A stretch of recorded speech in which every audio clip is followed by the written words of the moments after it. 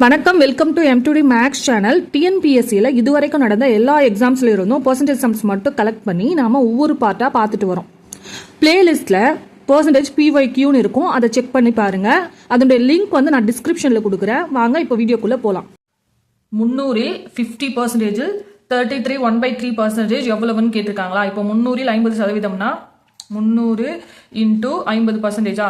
50%இல் 33 1/3%னா into 33 1/3%. இப்போ இதுதானே கேட்டிருக்காங்க. இப்போ 300 இன்ட்டு இந்த பர்சன்டேஜ் 50% எடுக்கணும்னா என்ன பண்ணணும்? 50/100 டிவைட் பண்ணணும். இன்ட்டு இது கலப்பு பின்னமா இருக்கா? இப்போ பின்னமா பார்த்தோம்னா 2 மல்டிப்ளை பண்ணால் என்ன கிடைக்கும்? 99 + 1 100/3. 100/3 பை பர்சன்டேஜ் எடுக்கணும்னா டிவைட் 100 டிவைட் பண்ணணும். இப்போ இந்த 100 வந்து இங்கே டிவைடில் வந்துருமா? 3 × 100 ஆகிடுமா? அப்போ 300 இன்ட்டு 50/100 100/3 × 100 ஆகிடும். இந்த 100 கேன்சல் ஆகிடும். இதால் இதை கேன்சல் பண்ணால் 2, இதால் இதை கேன்சல் பண்ணால் 150, 3ஆல் இதை கேன்சல் பண்ணால் 3 5 15 0 50. இப்போ அதுக்கான ஆன்சர் வந்து ஆப்ஷன் A 50. 1/35 என்பது 2/7 எத்தனை சதவீதம் கேட்டிருக்காங்க. அப்போ 1/35ன்றது வந்து 2/7 எத்தனை சதவீதம்?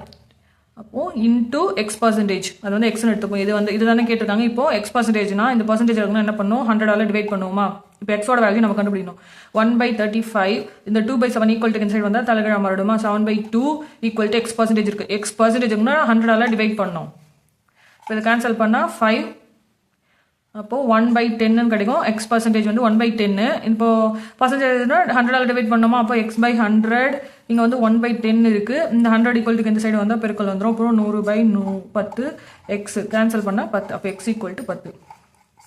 எத்தனை சதவீதம்னா 10%. Option C.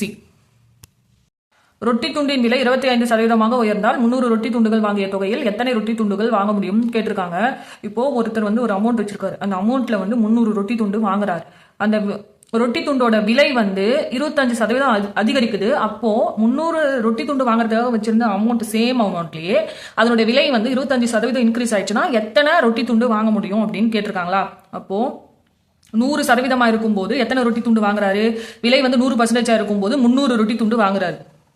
விலையில வந்து 25% வந்து இன்க்ரீஸ் ஆகுது. அப்போ 100 + 25% 125% இன்க்ரீஸ் ஆச்சுன்னா எத்தனை ரொட்டி துண்டுகள் வாங்குவாங்கன்னு கேட்டிருக்காங்களா.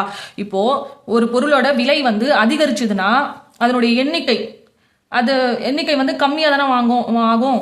இப்போ ரேட் வந்து இன்க்ரீஸ் ஆகுது. அப்போ அந்த பொருளுடைய எண்ணிக்கை வந்து குறையுமா? இப்போ இது வந்து எதிர்மாறல். அப்போ எப்படி இது எழுதுவோம்? சேம் இப்படி இந்த மாதிரி மல்டிப்ளை பண்ணணும். 100% into 100 equal to 125% into X. இப்போ X% தான் X தானே கண்டுபிடிக்கணும். X ஈக்குவல் டு 100%னா 100/100 டிவைட் இன்டூ 300/120% வந்து ஈக்குவல் டு சைடு வந்தால் டிவைடில் வந்துடும். 120/100. இப்போ இந்த 100 கேன்சல் ஆகிடும். இப்போ 1 இன்ட்டு 300/125/100 இருக்கும். இந்த 100 மேலே வந்துடுமா? அப்போது 100 இன்ட்டு 300/125. 5 2 10 5 5 அது 20 5 5 5 4 5 கேன்சல் பண்ணால் 5 30 0 6 × 4 24 0. அப்போது அதனுடைய ரொட்டி துண்டின் விலை 25% இன்க்ரீஸ் ஆச்சுன்னா எத்தனை ரொட்டி துண்டுகள் வாங்க முடியும்னா 240 ரொட்டி துண்டுகள் வாங்க முடியும். Option A.